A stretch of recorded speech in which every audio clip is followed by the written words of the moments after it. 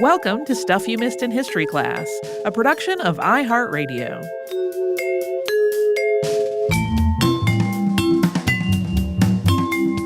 Hello and welcome to the podcast. I'm Tracy V. Wilson. And I'm Holly Fry. I accidentally picked an episode that has a little bit of a connection to George Washington Williams, who we just talked about. It might not be a direct connection, though. Today we are talking about Rebecca Crumpler, who started attending 12th Baptist Church in Roxbury, Massachusetts in the 1870s. This was right around the time that George Washington Williams was pastor there. I did not find confirmation on the exact timeline of when she started attending this church. So it's not totally clear whether they definitely were there at the same time. But based on this timeline, it is possible. Rebecca Crumpler was the first Black woman in the United States to earn a medical degree.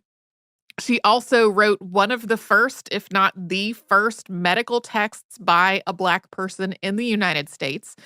When she graduated, the New England Female Medical College was conferring the degree Doctress of Medicine, and that title might seem disparaging or belittling today, but it's one that she really seems to have embraced because to her, it signified something important about her work, which we will be talking about.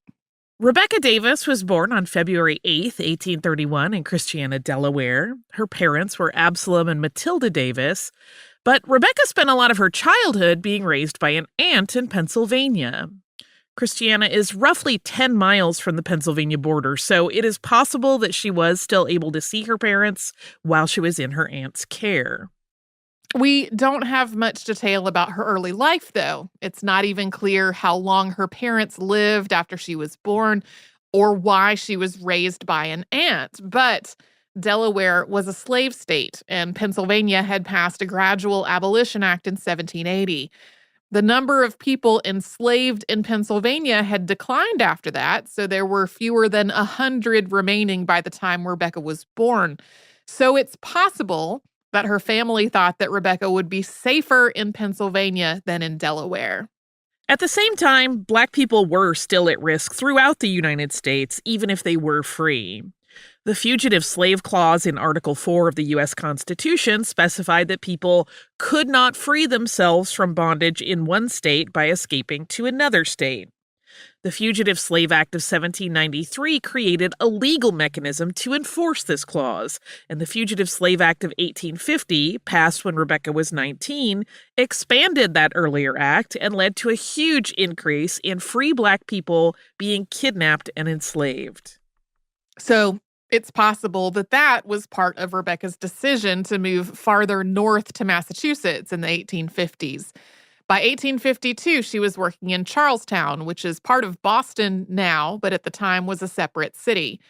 She worked as a nurse, and her initial nursing training was informal. As Davis would later write, quote, "Having been reared by a kind aunt in Pennsylvania whose usefulness with the sick was continually sought, I early conceived a liking for and sought every opportunity to be in a position to relieve the sufferings of others." This kind of informal training was not at all unusual. Nursing had not evolved as a formalized profession yet. There were not any nursing schools in the US or Europe, so most people who were working as nurses were learning from a family member or somebody else in their community. Rebecca got married on April 19th, 1852, to a man named Wyatt Lee. We don't know much about Wyatt, except that he was a laborer born in Prince George County, Virginia. He had previously been enslaved, and he had a son named Albert from an earlier marriage. Albert sadly died at the age of 8 of what may have been some kind of heart failure. That was just about a year after Rebecca and Wyatt got married. Rebecca worked as a nurse in Charlestown for about 8 years, and in 1860, some of the doctors she had worked for gave her letters of recommendation that she used to apply to the New England Female Medical College. This medical school had been founded as Boston Female Medical College in 1848, and it was the first institution in the United States to formally offer medical training to women. Its founder, Samuel Gregory, was the author of a work called Man Midwifery Exposed and Corrected, or the employment of men to attend women in childbirth and in other delicate circumstances, shown to be a modern innovation, unnecessary, unnatural, and injurious to the physical welfare of the community, and pernicious in its influence on professional and public morality, and the whole proved by numerous facts and the testimony of the most eminent physicians in Boston, New York, and other places, and the education and employment of midwives recommended. As is obvious from this very long title, he thought it was indecent for male doctors to attend women who were giving birth, and he thought that women should be trained to do it. The Female Medical College initially offered a basic midwifery program, and in 1850 its curriculum expanded to include more comprehensive medical training. By that point, Gregory had also written Letter to Ladies in favor of female physicians for their own sex. This was a nearly 50-page letter that started, quote, "It is not a recent or hastily formed opinion on the part of the writer that there ought to be a class of females thoroughly educated and qualified to act as medical advisors and professional attendants in those departments of practice which relate particularly to their own sex, the daughter, the wife, the mother." Rebecca Lee was accepted into this program, but she had to put her education on hold for a while to care for her husband, who had contracted tuberculosis. Wyatt died in April of 1863, and after his death, Rebecca returned to school. She graduated on February 24th, 1864, with the degree Doctress of Medicine. There was apparently some hesitation around allowing her to graduate. Tracy wasn't able to find specifics, so we can't really say whether she genuinely struggled with the coursework or whether her examiner's opinions of her performance were influenced by racism or some combination of the two. According to a transcript of the faculty notes, quote, "Owing to the deficiencies in the academic education of Mrs. Lee and the slow progress she has made in her professional studies, we have hesitated very seriously in recommending her certification." The school did ultimately allow her to graduate out of deference to the Board of Trustees and to public feeling. Nothing spells out the details of that public feeling, but in 1864, the U.S. was well into the Civil War. Abraham Lincoln had issued the Emancipation Proclamation, and Massachusetts had become a focal point in the fight to abolish slavery. Regarding the title Doctress, 1864 seems to be the first year that the school used this title for its graduates, but the question of what to call women doctors wasn't entirely settled. And at least in some years, the school conferred the degree as doctor or as doctress, depending on the preference of the individual graduate. Rebecca Lee Crumpler later wrote about it in her own book, making it clear that she thought doctress was the correct title for her. Quote, "There can be no more important duties to perform in the capacity of housekeeping than that of caring for the helpless babe. Women doctors, or more properly speaking, doctresses of medicine, although usually treated with less courtesy by doctors, are, nevertheless, by them considered to be in their proper sphere in the confinement room and nursery.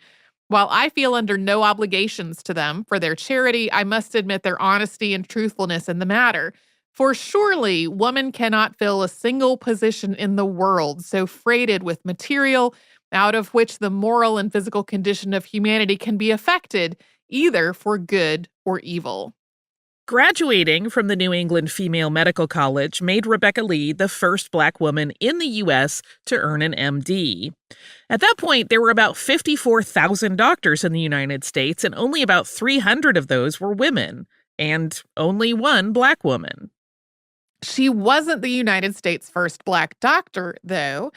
That's typically recognized as James Durham, who is on my list for an episode if I can find enough information.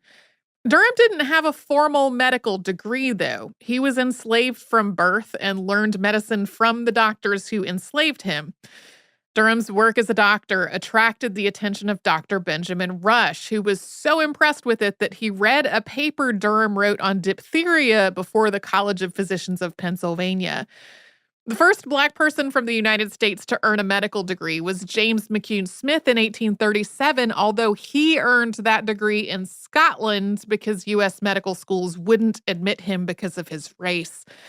The first Black American to earn an MD from a U.S. institution was David J. Peck, who graduated from Rush Medical College, Chicago, in 1847. We will talk more about Rebecca Crumpler's life after we pause for a sponsor break.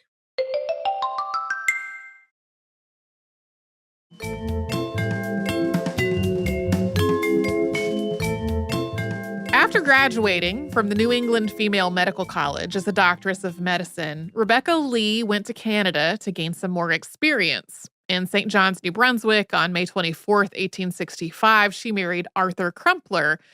Arthur was a blacksmith. He had been enslaved in Virginia and had been hired out to somebody in that trade. Eventually, Arthur had been set up with a shop of his own, which of course still belonged to his enslaver, but he had escaped at the start of the Civil War. Arthur initially wound up at Fort Monroe, which we have talked about on the show before. Fort Monroe was the only federal fort in the Upper South to remain under the control of the United States for the duration of the war.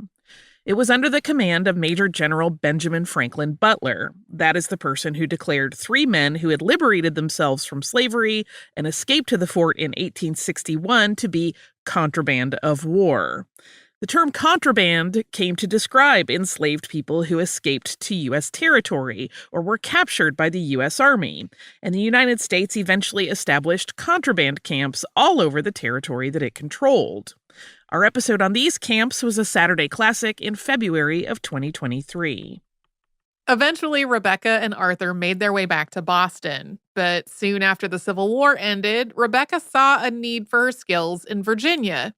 In her words, quote, "On my return after the close of the Confederate War, my mind centered upon Richmond, the capital city of Virginia, as the proper field for real missionary work, and one that would present ample opportunities to become acquainted with the diseases of women and children. During my stay there, nearly every hour was improved in that sphere of labor. The last quarter of the year 1866, I was enabled through the agency of the Bureau under General Brown to have access each day to a very large number of the indigent and others of different classes, and a population of over 30,000 colored. So that bureau, of course, was the Bureau of Refugees, Freedmen, and Abandoned Lands, better known as the Freedmen's Bureau." In about 1869, Crumpler went back to Boston, where she lived and practiced medicine on the north slope of Beacon Hill, the same neighborhood as Kitty Knox, who we talked about on the show last year, whose family moved there a little more than 10 years later. In Boston, Crumpler, quote, entered into the work with renewed vigor, practicing outside and receiving children in the house for treatment. In 1870, Rebecca and Arthur had a daughter, Lizzie Sinclair Crumpler, but she doesn't appear in later historical records, and it's possible that she died in childhood. Around this time, New England Female Medical College, where she'd graduated, fell into financial difficulties. A major fire in 1872 destroyed a huge part of Boston's financial district and a number of businesses and warehouses. This was financially devastating for some of the investors who had been keeping the school afloat. The school's founder, Dr. Samuel Gregory, also died of tuberculosis that same year.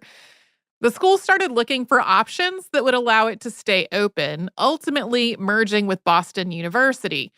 BU took on the medical college's debts, and the medical school started also enrolling men, which made this the first accredited coeducational medical school in the U.S. It is now Boston University Chobanian and Avedisian School of Medicine. In the 1870s, Crumpler worked with an organization of ladies to help care for sick women and children in Boston and to offer affordable boarding to the children of working women. Her medical practice also focused on the care and treatment of women and children. At a time when the fields of obstetrics, gynecology, and pediatrics were in their infancy and largely being dominated by male doctors. During these years, the Crumplers also started attending 12th Baptist Church, and they continued to be active and dedicated members there even after moving out of the neighborhood years later. Their move to another church ultimately followed allegations of impropriety involving the pastor and an 18-year-old member of the church choir. In the mid-1870s, Crumpler spent some time outside of Boston, teaching in other communities. When abolitionist and politician Charles Sumner died in 1874, Crumpler was in Wilmington, Delaware, and she read a poem that she had written herself at a service that was held in his honor at the city's Bethel Methodist Episcopal Church. I wish we had this poem. To my knowledge, we don't. After returning to Boston in 1875, Crumpler enrolled as a special student in mathematics at West Newton English and Classical School. There's a little bit of confusion here. There are some sources that say that Crumpler attended this school much earlier, back in the 1850s, before going to medical school. But there's a book of the school's history called An Illustrated Biographical Catalog of the Principals, Teachers, and Students of the West Newton English and Classical School, and that book gives her first year of enrollment as 1875. It is not impossible that this is some kind of error and that she really did go to the school much earlier, but if that 1875 year is correct, we don't really know what led her to wanting to make a special study of math at the age of 44. I'm very curious about all of this. I mean, I get it. Sometimes you want to learn new stuff. But she may have chosen this particular school because her husband had become friends with its founder, Nathaniel T. Allen, after arriving in Boston. According to one account, Arthur Crumpler was one of several so-called contrabands who were hired in and around West Newton during the Civil War, and Allen taught him how to read. That same account mentions Rebecca going to the school before medical school, and a later interview with Arthur Crumpler suggests he didn't know how to read until much later. So all of this is pretty unclear in terms of its timeline accuracy. Yeah, it reads like a person's personal recollection of the events as they happened, and I don't really know how much it aligns with what we can document.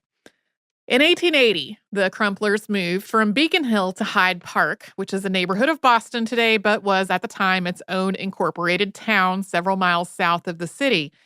She continued to practice medicine, and in 1883, she published a book of medical discourses in 2 parts. We will be talking about this book more in just a bit.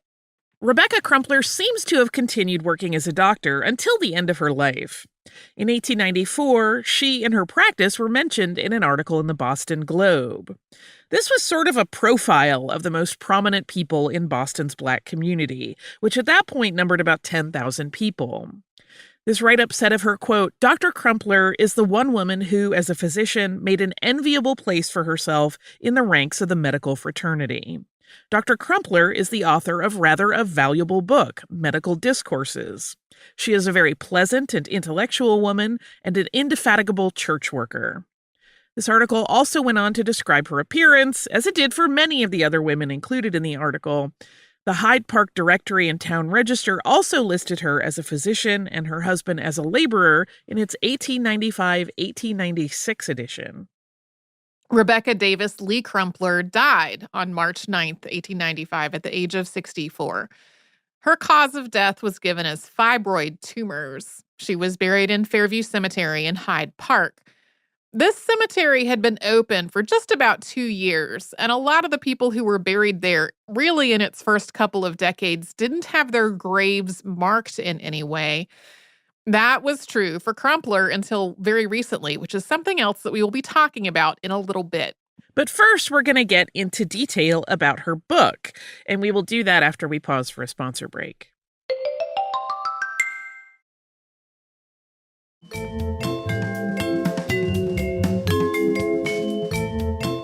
Rebecca Crumpler's A Book of Medical Discourses in 2 parts, published in 1883, was one of the first medical texts by a Black person to be published in the United States, if not the first. And as was the case with Crumpler's work as a doctor, it was really focused on women and children. Its dedication read, quote, "To mothers, nurses, and all who may desire to mitigate the afflictions of the human race, this book is prayerfully offered." She went on to say, quote, "Indeed, I desire that my book shall be as a primary reader in the hands of every woman, and yet nonetheless suited to any who may be conversant with all branches of medical science. If women are permitted to read and reflect for themselves, it is hardly possible that they will say it is uninteresting to them or that it should only be read by men. This book was full of health and medical advice, interwoven with Crumpler's own experiences and anecdotes about things she had experienced and seen in her nearly 2 decades of medical practice. And she allowed this book to stand on its own merits and her own knowledge and experience. Unlike a number of books on other subjects by Black women that were written in the 18th and 19th centuries, which were introduced by white men, she wrote the introduction for this book herself. She wrote this book at a time when ideas around sex and gender roles were a lot more binary and rigid than they are today. Women were expected to have and raise children almost without exception. So she began with her thoughts on marriage as it related to the health of a couple's future children. In her opinion, girls should get married at about 19 or 20 because getting married and becoming pregnant before their bodies were mature led to weakly children.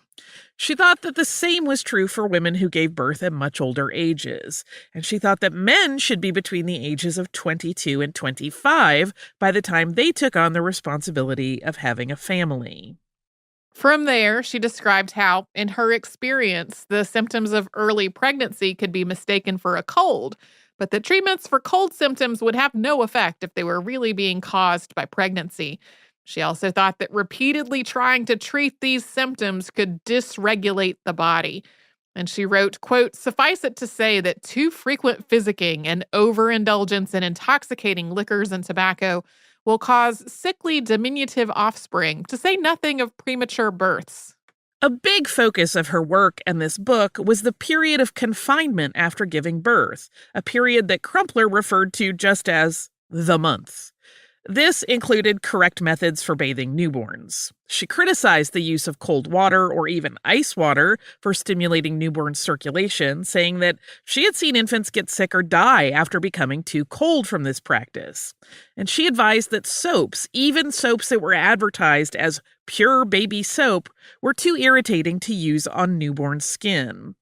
Instead, she recommended using clean cloth made of soft linen or cotton, dipped in sweet oil or melted lard to gently clean the baby, wiping them dry with clean flannel. She also criticized male doctors who usually just left as soon as the umbilical cord was cut. Quote, "For it is not at all reasonable to conclude that because a woman is the mother of many children, she is an expert in the matter of washing and dressing the newborn, or of relieving the various ailments incident upon childbearing." Crumpler had strong opinions on the uselessness of so-called baby medicines during the first month of life, writing, quote, "Probably the greatest amount of mischief arising from the administration of baby teas lies in the fact that they are not given with the least certainty as to their effect upon the system of the child, whether to nourish the blood or physic the bowels." She went on to say, quote, "It would be well to notice that children who are dosed during infancy for every supposed ill are seldom robust."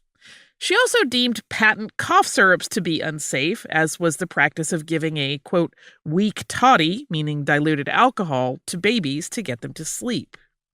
She offered advice on what could be fed to babies if their mothers could not produce milk, but she criticized the practice of rich women hiring wet nurses. Quote, "A lady of wealth may get discouraged and give her babe to the care of another, whose babe may in consequence have to be put in some charity house or otherwise to board. Her babe may thrive and live, while that of her wet nurse may soon pine away and die. No one could avoid distressing others unless he strives to the best of his ability to bear his own burdens." Some of her writing touched on the ideas of public health and disease prevention at a time when these fields were just starting to develop. For example, quote, "It is my serious opinion that thousands of children die annually in the city of Boston under 5 years of age from diseases brought on through the excitement of expecting to go to school, the early change, the exposures from actual compulsory attendance, while the system has barely recovered from a lengthy prostration, and now needing fostering at home with regular meals and plenty of toys for amusement." Many are the little children of 3.5, 4.5, and 5 years that are still getting teeth, sent out in the streets to saunter along in the chill air of our hill streets to some schoolhouse. Heaven bless our schools, for they are invaluable, but may God change the minds of the people as to such early exposures, being best for the credit of our commonwealth. She stressed the need for good ventilation, something that came up a lot in 19th century writing about health and disease. Quote, windows can be dropped from the top or a swinging pane set in the top of the sash. It's a very good way to ventilate or let in fresh air. So few people that depend on their bodily strength from day to day stop to think that pure air is the all-essential element, and that without light, air, and sun in their dwellings, the poisonous gases cannot leave them, but they must sooner or later succumb to them. And she acknowledged some of the ways that economic factors play a part in all of this, although in a way that suggests that she thought people could easily resolve these issues just by making different choices. She wrote, quote, especially do some of the laboring women of my race appear to work under heavy disadvantages. If the family is small, they are never through with their work. If it is large, there is a double excuse for having no time to rest. Yet many real needful things are left undone. I have often wondered if such housekeepers whose own affairs are neglected and in whose homes things go to waste, while they take so much upon them of other people's work, never thought of the story of filling a hogshead at the spigot that had no stopper at the bung.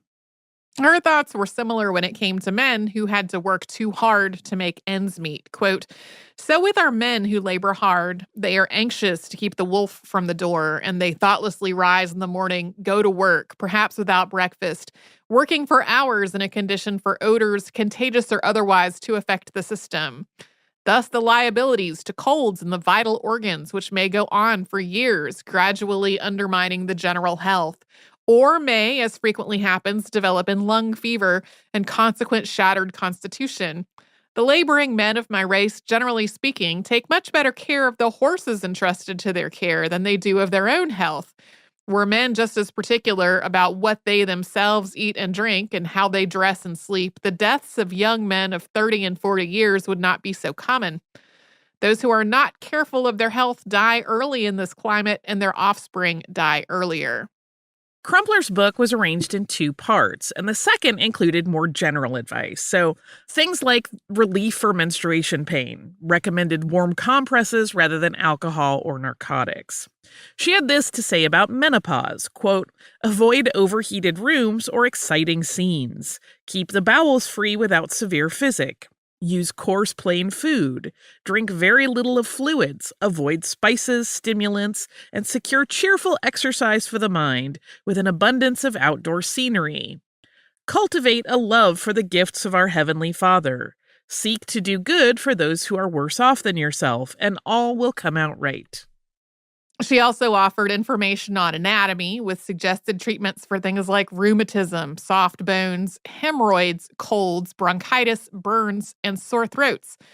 A lot of her advice was just really straightforward and no nonsense. Like, here is her entry on some common foot problems. Quote, corns or callus, whether on the feet of children or adults, come from wearing shoes that are too short and too wide or otherwise ill-suited, the friction of which when walking creates festers, the matter of which dries and becomes a corn. Treatment. Remove the cause. Keep the feet clean and comfortably clad. And she ended the book with a recipe. Formula for making Dr. Crumpler's vegetable alternative. And here is how the recipe goes. Take a fresh Indian posy and water pepper herbs, each 1 ounce. White pine bark or tops, 1/2 ounce. Horehound herb, 1/4. Simmer in 2 quarts of water in a covered vessel 4 or 5 hours. Have 3 pints when strained. Then add 2 1/2 pounds of loaf sugar. Boil briskly to a clear, thick syrup. Pour out and stir in while hot 1 teaspoon of pulverized mandrake root. Strain again through a fine cloth and, when cold, bottle and keep in a cool, dark place. If pedophyllin, the concentrated mandrake, is used, which I prefer, only 1/2 teaspoonful is required to a quart of syrup.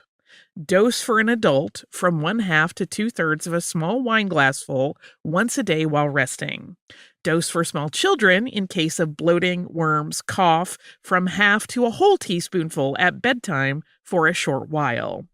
Good to remove old colds from continued exposure, morbid craving for tobacco, alcoholic beverages, or other blood poisoning idols, for which the dose is 1 teaspoonful in a glass of cold water at every inclination to drink, chew, or smoke.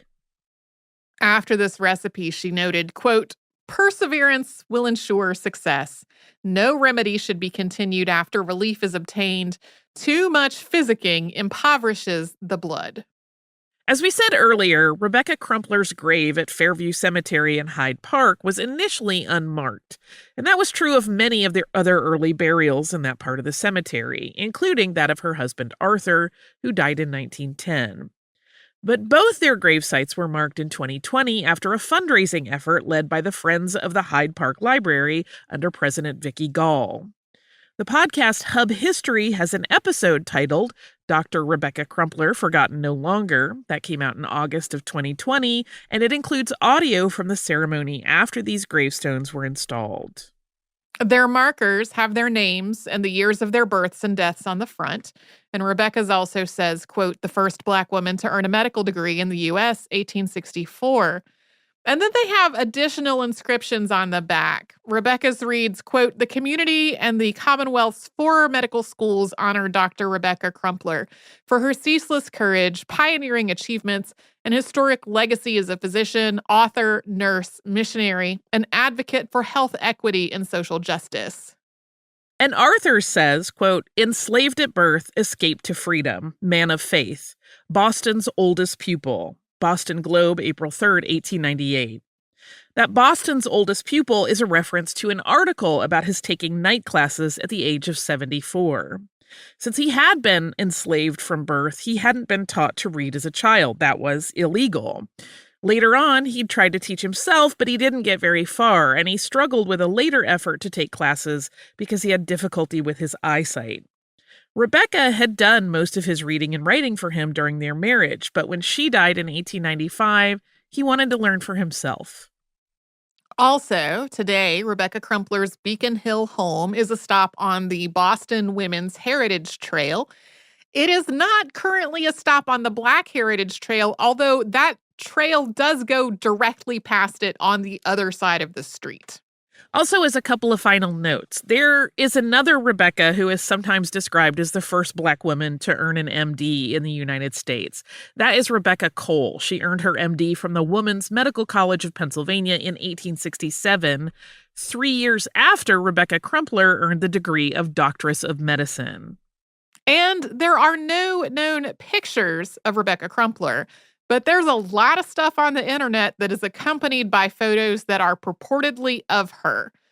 There are a couple of photos that just don't have clear documentation of who they depict, and it is not impossible that they could be of Rebecca Crumpler, but we really do not know.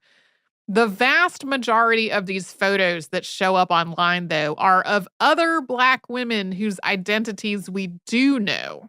One of the most commonly used photos is really Mary Eliza Mahoney, who was the first Black woman known to go through formal training as a nurse in the U.S. She lived in Boston and worked at the New England Hospital for Women and Children. That hospital was founded in 1862 with only women on its full-time staff, and it eventually opened the first nursing school in the U.S. Mahoney graduated from that program in 1879. Another commonly used photo is really of Georgia E.L. Patton Washington, who went to Meharry Medical College and became the second woman to graduate from there. She was the first Black woman to be licensed as both a doctor and a surgeon in the state of Tennessee. And lastly, there's an image of a medal or a coin stamped with Dr. Rebecca Lee, 1833. This seems to have come from a set of commemorative coins commissioned or created by Sun Oil Company as part of an award named for Dr. Charles Drew, who we've covered on the show before. It's likely that this illustration is really just meant to represent the idea of a Black woman doctor from the 1830s. It's unclear what the year 1833 is meant to signify, since that is not her birth year, and it is also not the year that she became a doctor. So there's some mysteries, or perhaps just errors in the striking of that coin. I had a hard time finding like concrete information about these, like who else was in the coins. I don't know. If I had went down a deeper rabbit hole on that, I might have found more about it. But yeah, no pictures of her. Do you have listener mail? I do have a little listener mail. Yes. This listener mail is from Thomas. And Thomas, this is actually from, I guess not that long ago. I've had it flagged to read for a while. But Thomas wrote, "Hi, Holly and Tracy. Writing in because it felt like the latest Unearthed was full of things you put in for me. My old university, York, England, got a mention, and someone I remember from the archaeology department, as well as my hometown of King's Lynn. I get why you don't get the fuss about Shakespeare's floorboards. It's mainly a tactic to raise the profile of what we usually call the guild hall. Our other medieval guild hall became the town hall because the floor Shakespeare was on gets way more publicity than 15th century wood floor. It needs so much upkeep and is in a town rammed with historic buildings, so we need a lot of outside help to keep our treasures for the future generations. So we will at times be a little absurd for attention. It's a lovely building. I've been on the stage of a few times in concerts. Mad, but delightful in the best way. Although today it is again a theater. It was rescued by Lady Fermoy. Viewers of The Crown will know her as Princess Diana's aunt and the Queen Mother's lady-in-waiting. She made our town's welfare her cause, and among her achievements were getting the Guildhall restored. In the 1950s, it was a garage, starting the town festival, and funding the mental health hospital. With all the royals taking the first subscription to causes she encouraged, everyone wanted their name up there alongside the royal names as per the seat sponsor chart still in the Guildhall. There's a little bit more about Lynn, which locals don't use the king's part in the name. And there's a shout out to the Museum of Methodism and John Wesley's house and grave in London.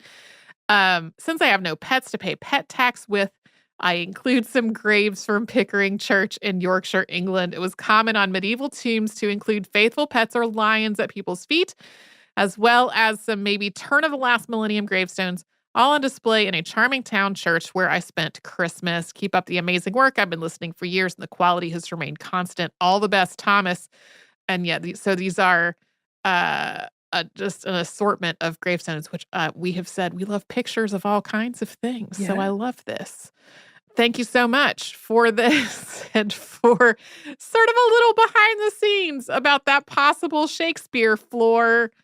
Holly is still so obviously delighted by that whole thing. I am. I don't mean to there's no condescension here. I just think it's funny. It's like the funniest, oddest thing. It's like going, this is a famous man's shoelace. It's just an odd thing that still has historical significance, but it's such, the things we would never think about. Like when you're walking through your house right now, you don't consider that like one day someone will be like, this tile was laid in 1985. Like it's a funny thing. It's the mundane stuff of life that becomes important. And that to me has its own comedy. Well, thank you again for this email, which is from fully a month ago, and I have finally read. If you would like to send us a note about this or any other podcast, we're at historypodcasts@iheartradio.com. We're on social media at various places at Missed in History, including Facebook, Instagram, and X is still a weird name to me to say. And you can subscribe to our show on the iHeartRadio app and wherever else you like to get your podcasts.